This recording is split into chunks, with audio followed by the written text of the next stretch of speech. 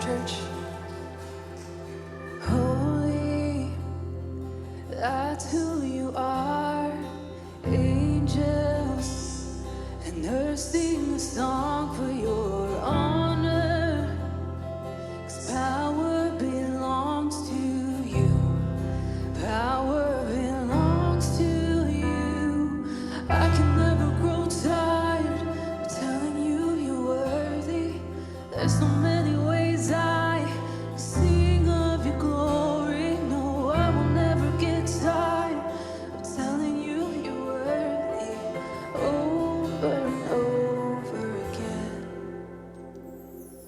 Always, now and forever, you're matchless, clothing the colors of heaven.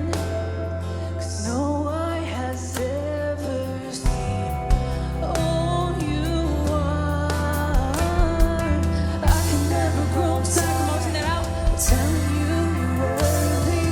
There's so many ways I can sing of your glory. No, I will never get tired of telling you you're worthy over and over again.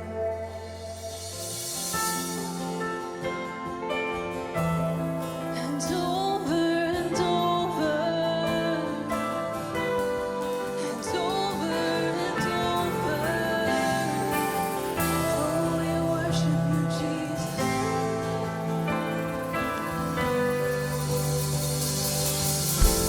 Singing holy, holy to my one and only, who is like our God. Let our hearts adore you as we bow before you. There is no one like our God. Singing holy, holy to my one and only, who is like our God. Yeah. Let our hearts adore you as we bow before you. There is no one like our God. Singing holy, holy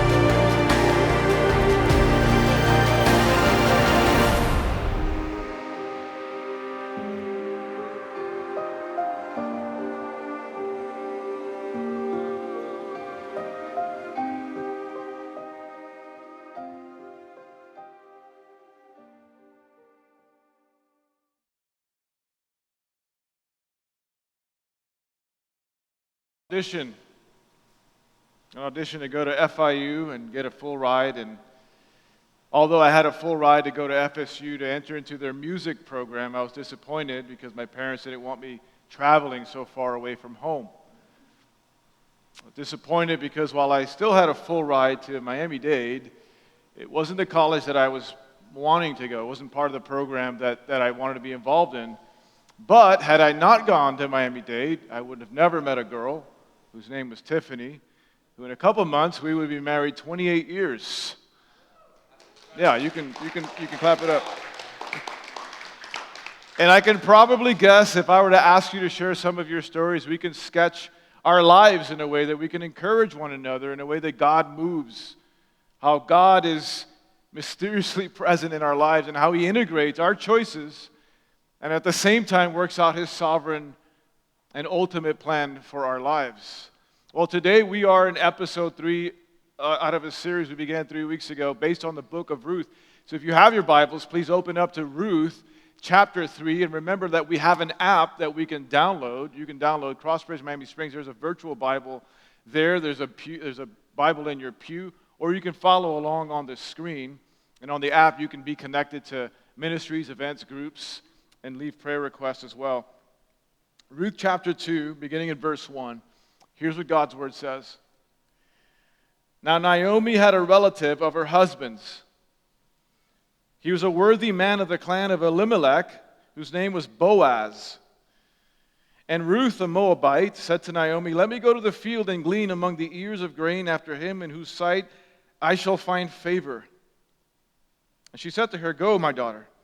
So she set out and went and gleaned in the field after the reapers. And she happened to come to the part of the field belonging to Boaz, who was of the clan of Elimelech.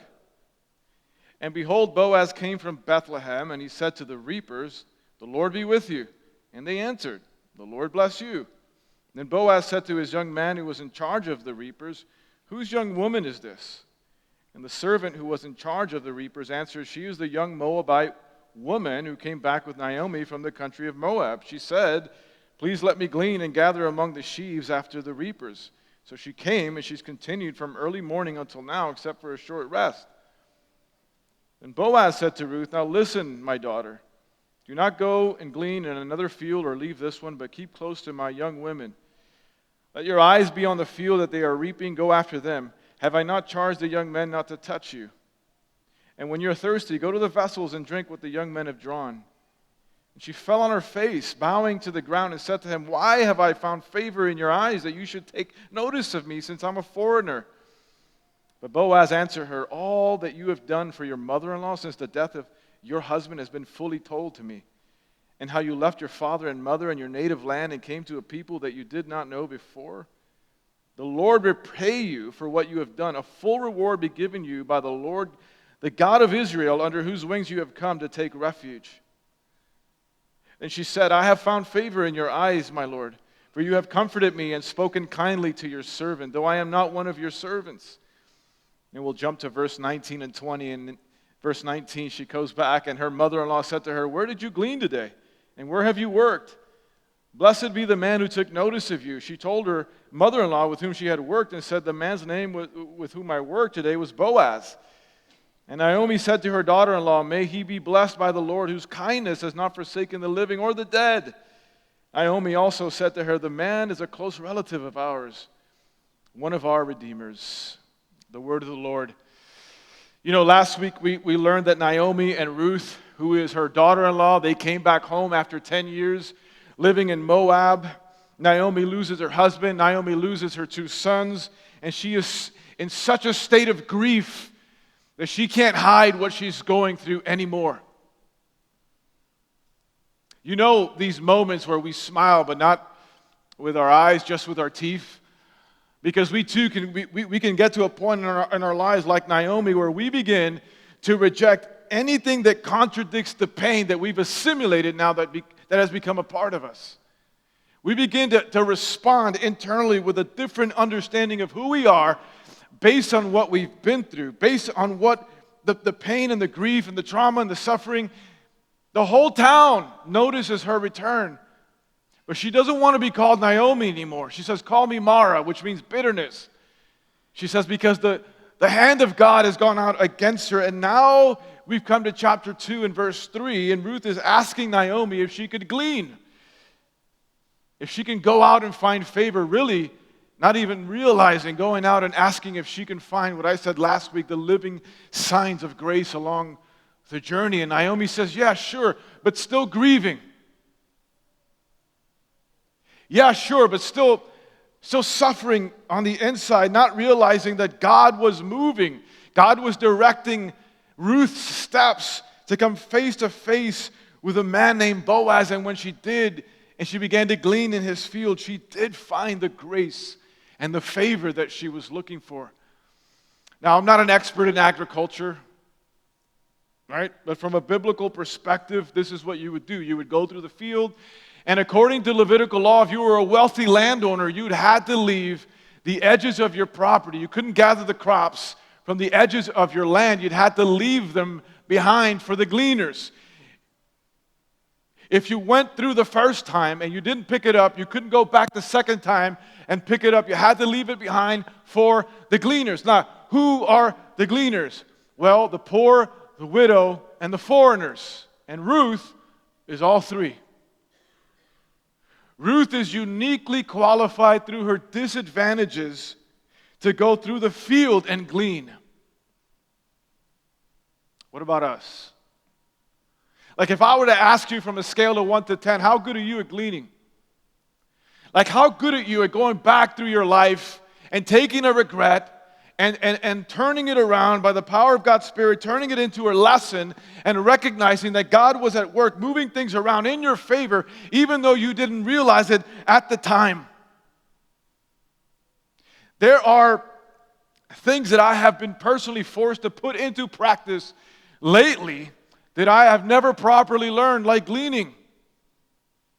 And so what I've done is I've gone through each day, every day, not every day, but I try to intentionally every day go back through a mental log of gratitude and just think about the things I got to do that I thought I had to do. I need that constant training because if I don't, what will happen and what has happened lately is that grief will overwhelm me. You don't get to live this long and not experience grief. You don't get to pasture this long and lose a lot along the way. Now, we might not be gleaners agriculturally. We might not own land, but there will always be something left in your life to glean. And this doesn't come naturally to us, right? Like, I don't need training in complaining. I got a gold medal in grumbling. I don't need training in that area. And some would say that we're hardwired for negativity. Like, I don't need help gleaning insecurities. I'm fine in that area. I'm really good at that. What I need help, like I mentioned, is looking for and picking up on the living signs of grace that God has placed along the way. Ruth has gone out looking for favor, looking for grace. And so how do we train ourselves to spot the light in dark moments? Well, first, notice what you're picking up along the way. It's really practical. In verse 3 and 7, it says, Ruth, she goes out, she seeks permission to glean and gather sheaves after the reapers. And so here's the process you would go through. You would go through a field, you would see what's on the ground, and you'd pick it up. And you can do that from a distance, or if you got special permission, you can glean among the sheaves. That's about 6 feet away from the stalks after the reapers. It means if you got close enough to the sheaves, you can pick up whatever fell as well as gleaning from the edges of the property. And no one can lay a hand on you because you got special permission to glean among the sheaves, very close to the reapers. And that's what Ruth wanted. Unfortunately, in our modern world, reaping now or gleaning looks like poor people gleaning in a landfill, trying to make the best out of a horrible situation, because as long as human beings exist, food insecurity will always exist. And sometimes, I meet people who do share their life story, who do share their testimony, who do share a lot of what they've been through, and I listen to them, things that would make me grieve, things that will make you grieve.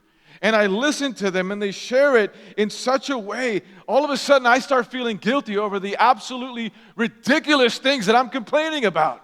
You ever met a person like that? And that's the thing about gleaning. That somebody else can come into your field and point out 10 things to be grateful for that you've taken for granted. Sometimes you can get to a point where you know too much. Like you know everything, you know too much. You stop looking for signs of God's grace all around you. Sometimes we wake up, but we wake up and we decide to take a mission trips to be miserable. I'm going to be miserable today. I'm just going to collect everything that can stress me out. I'm going to collect everything terrible. I'm going to collect everything that's sad. I'm going to put it into one big pile, and I'm going to go to work for Misery Incorporated. Misery Incorporated, where they teach you how to nurse misery until it grows into full-grown misery. Where they teach you how to hold on to resentment, where it grows into full-grown resentment. And now you're depressed at the end of the day, and you're praying for God, give me peace, encourage me. And then God does encourage you, and then He does bring you peace. And since you become really good at gleaning things to be anxious about, what you do is this reverse Uno card thing, or this reverse attack thing, and you treat it like it's an attack. Bitter is not a personality type. Bitter is a decision that you make. That's why the Bible says we need to be transformed by the renewing of our minds. Our minds are like a magnet, and as you're going through the fields in your own life, you got to be selective, and you got to be careful at what you're picking up. Some of us scroll through the fields of social media, and then we stop and then we complain about what we stop. Oh, look at this. It's like gleaning from a landfill and complaining that it stinks. It's like going to the comment sections of the Miami Springs Facebook page where happiness goes to die and then complaining that you're sad.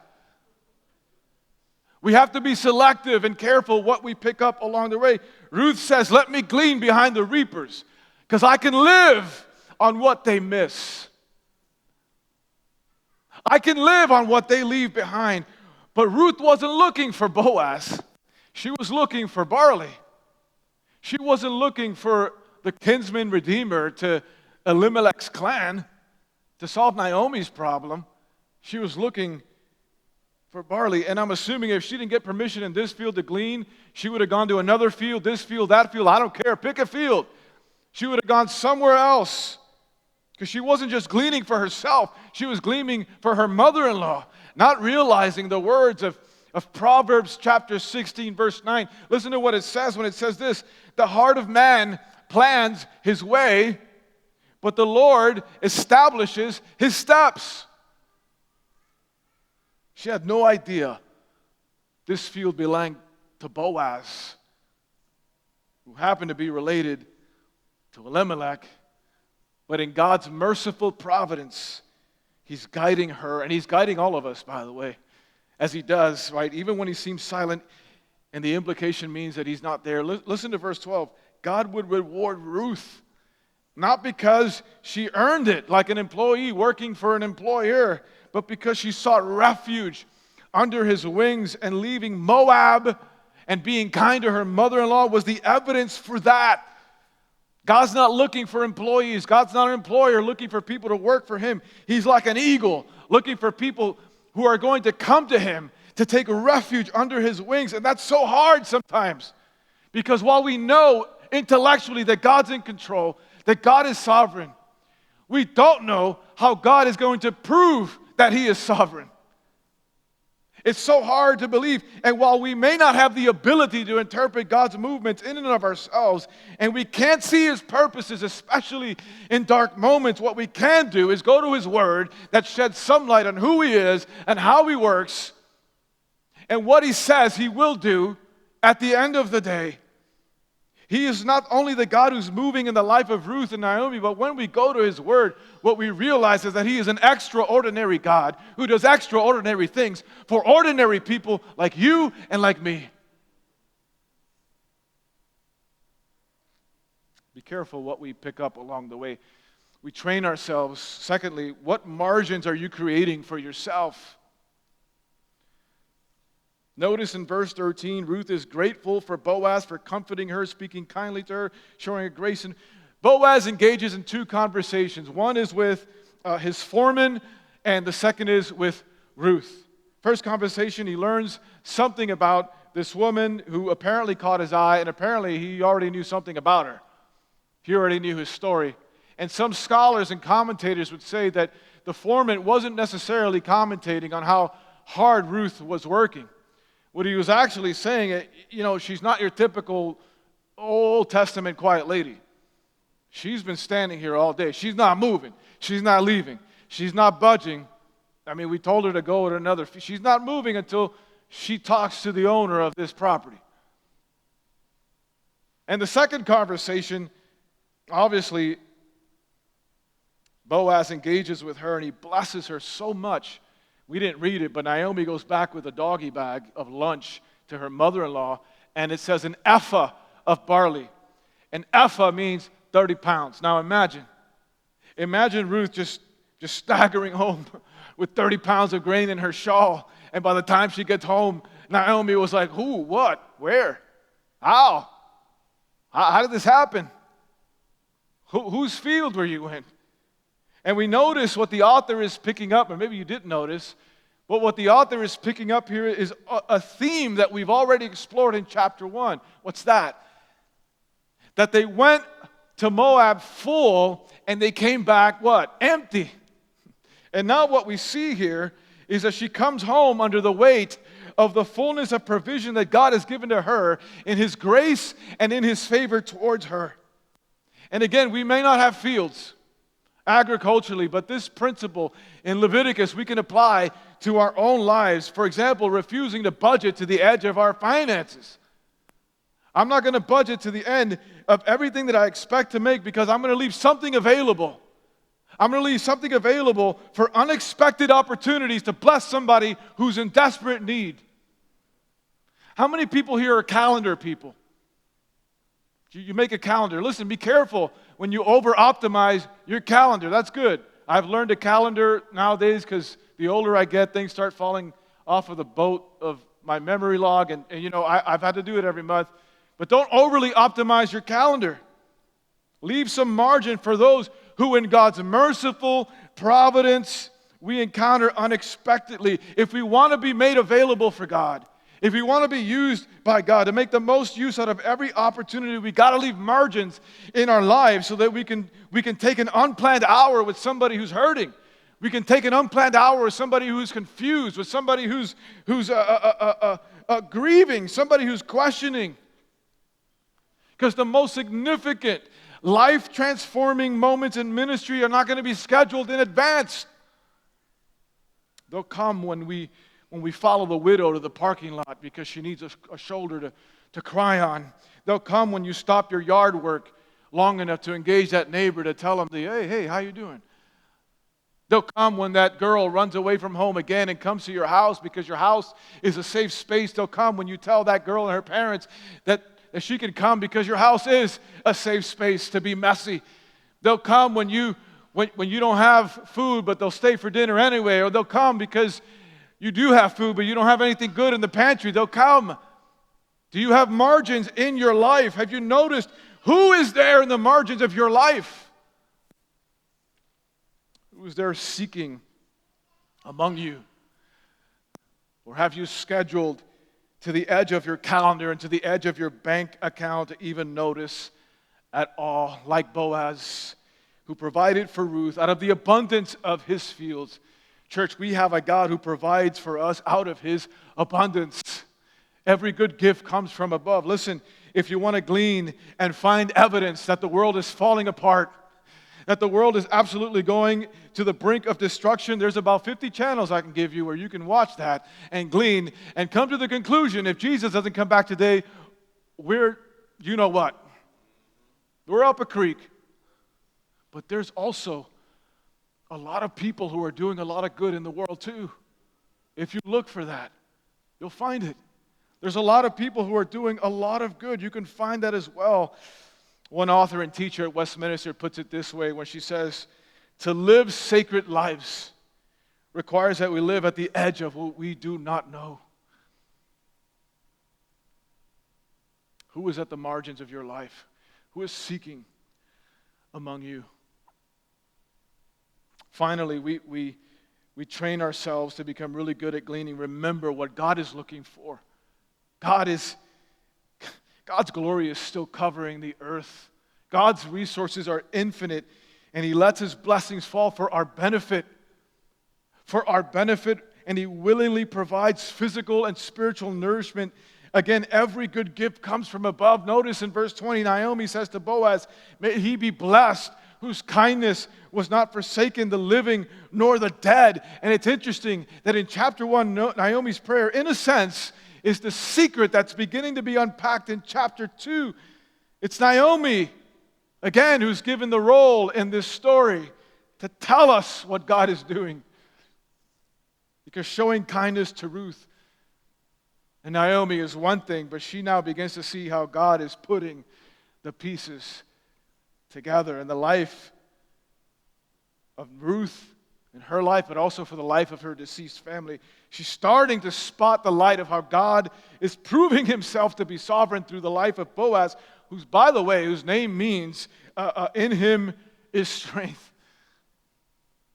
Aren't we glad that we have a God who is our refuge, who is our strength, who is a present help when we're in trouble? You don't have to pick the right field. You don't have to pick the right school. You don't have to know that you're at the right job. You don't have to predict the right outcome. You don't have to be in the right city. God will find you in the wrong field. God will find you because the eyes of the Lord is scanning the earth, looking for someone to show Himself strong on their behalf. That's 2 Chronicles chapter 16, verse 9. You can look it up. God is looking, just like He was looking in the garden for Adam and Eve. And He knows that you're hurting. And He knows that you're broken. And He knows that you're confused and you're frustrated and you're addicted or you're depressed or you're disappointed. But He's looking for you. The real you. The version of you that you're hiding. The one you try to bury. The one you think, hey, as long as nobody else knows this version of me, I'll be better off. God is looking for that version. He's looking for you, and He's going to find you. I promise. Just like the prodigal son, when the father spots him afar, far away, long covered in mud, smelling like pigs, smelling like landfill. Listen, Naomi's starting to realize in real time that the eyes of the Lord were never blind to her cries, and the eyes of the Lord are never blind to ours as well. Boaz tells Ruth, the Lord Almighty saw what you did.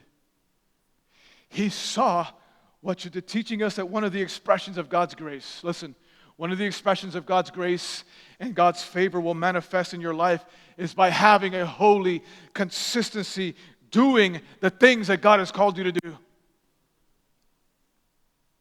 So where will God find you when He comes? What are you going to be doing? Is He going to find you in your frustrations? Is He going to find you in your failures? Is He going to find you in your bitterness? Or is He going to find you in the field gleaning? Just looking. I'm looking for favor. I'm looking for grace. And by the time we get to the end of the chapter, we didn't read it, but this foreigner has a position in the household. Paul says it this way in Colossians when he says this. He says, for He, God, has rescued us. He's rescued us. He's drawn us to Himself. From the dominion of darkness, He's transferred us into the kingdom of His beloved Son. Now, I don't want to get lost in theology here and ignore that we have a divine romance that's kind of taken place. It's involved here, right? And so, if the question of chapter 1 was, should I stay or should I go? Then the question here becomes, will they or won't they? Are they going to get together or what's going to happen here? And it's not just that them getting together may happen. But it's also why it's appropriate for it to happen. Because in a sense, we're sort of rewriting. It's a sort of rewriting of Genesis, but in a fallen world, right? It's not good for Boaz to be alone. And so God reaches deep into a far country, and He finds him a woman that's suitable for him. And in the next chapter that we're going to get into next week, he is literally sleeping. He wakes up and realizes, hey, this woman is suitable for me. And this has two implications for us. One, is that in God's covenantal love towards us and in this love between these two people, there's a picture. There's a picture of the renewed character that God is calling us into, mainly to showcase the desire that he has in his heart to bless other people. And two, if this is a kind of rerun from the garden, God's going to take his time. He may take his time, but when he's ready to move in your life, it'll always be the move that's suitable just for you. So that when it happens, and you sketch your life, you can look back and you can find yourself saying, God, why have I found favor in your eyes that you would look upon such a wretched person like me? You can learn to trust him. You can go to Proverbs 3:3. I've been learning to get better at this myself. Listen to what Solomon writes, Proverbs 3:3, when he says this, let not steadfast, that word steadfast means covenantal, hesed in the Hebrew. Let not steadfast love and faithfulness forsake you. Bind them around your neck. Write them on the tablet of your heart. So let us be careful of what we pick up along the way, remembering this grief is a path. It's not a place to stay.